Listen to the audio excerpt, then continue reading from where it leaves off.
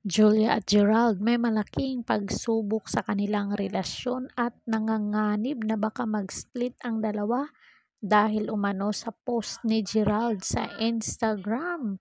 Stay tuned para malaman. Napansin ng mga netizen ang bagong post ni Gerald sa kanyang Instagram na nasa Kawasan Falls siya. Aniya ni Gerald, bucket list, hashtag Kawasan Falls, hashtag the third floor celebrity team. Binigyan naman ng meaning ng mga netizen ang paglilibot ng aktor sa falls. Hula, mukhang break na sila Gerald at Julia. Ganitong-ganito ang mga post ng mga lonely boys. Anyways, mas okay na rin para mas may chance magbalikan sina Joshua at Julia. Just Leah pa rin hanggang sa huli, sabi ng isang netizen. Sumagot ang isang commenter, may game siya with Star Magic Boy sa Cebu pala desisyon itong mga basher, itong mga supporter ng Josh. Hindi sila basher, kundi supporter sila ng Josh Leah. So, wag po natin pangunahan na nag-break na sila dahil hindi pa po sila break.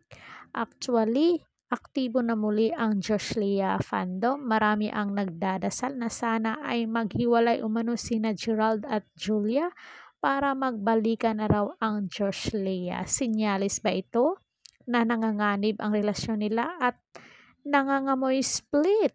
May nagpaalala naman kay Julia.